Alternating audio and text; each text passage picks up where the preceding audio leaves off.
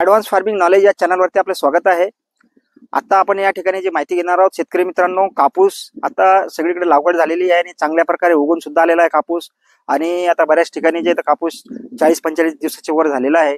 अशा ठिकाणी आपल्याला जे शेतकरी मित्रांनो, आपण बऱ्याच वेळेस विचार करतो की पहिली फवारणी कापसावर कोणती केली पाहिजे जेणेकरून आपल्याला चांगले रिझल्ट मिळतील।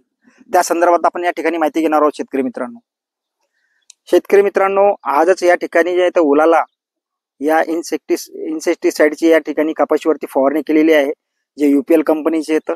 त्यामध्ये जे कंटेन असतं फ्लोनिकामिड 50% याचा आपण या ठिकाणी वापर केलेला आहे।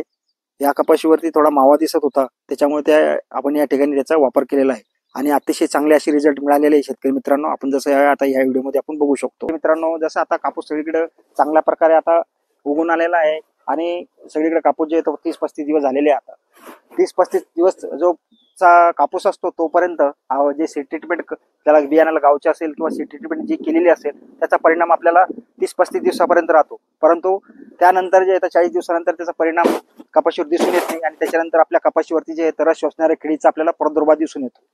तर अशा वेळेस आपण जे मावा असेल, फुलकिडे असेल, तुडतुडे असेल, तर यासाठी आपल्याला जर चांगल्या प्रकारचे रिझल्ट पाहिजे असेल, फ्लोनिकामिड हे UPL कंपनीचे जे इन्सेक्टिसाइड आहे, कमर्शियल नाव ज्याला आपण उलाला म्हणतो, ते जर आपण आपल्या कपाशीवर फवारलं तर त्याचा आपल्याला फार चांगला फायदा होऊ शकतो। तर अशा पद्धतीने जर आपण ते 6 ते 7 ग्राम एका टाकीला जर वापरला आपण प्रति पंप 20 लिटरच्या, तर ते आपल्याला त्या ठिकाणी चांगले रिझल्ट मिळून येतात। आणि त्याच्याबरोबर आपण सिलिकॉन बेस आपण हे जर वापरलं आपण स्टिकर, तर आपल्याला आणखी चांगल्या प्रकारचा त्याचा फायदा होतो। पाऊस जर आला तर त्याच्यापासूनही आपल्याला एक चांगलं म्हणजे धुवून जाणार नाही औषधाची आपल्याला काळजी घेता येते त्या ठिकाणी। म्हणजे सिलिकॉन बेसिक स्टिकर घेऊन आपण जर फक्त त्या ठिकाणी आपण कापसावरती फ्लोनिकामिड हे जे कंटेन असलेलं उलाला भेटतं मार्केटला, ते जर वापरलं आपण तर आपल्याला त्याचा चांगला फायदा होऊ शकतो। अशा पद्धतीने आपल्याला कापसाची या ठिकाणी पहिली फवारणी करता येऊ शकते शेतकरी मित्रांनो आणि अतिशय चांगले रिझल्ट मिळतात। अशा पद्धतीने पहिली फवारणी करा।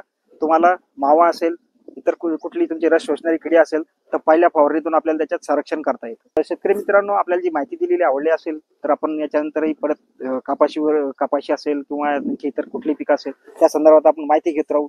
तर त्यासाठी चॅनलला लाईक आणि सबस्क्राईब करण्यास विसरू नका। धन्यवाद।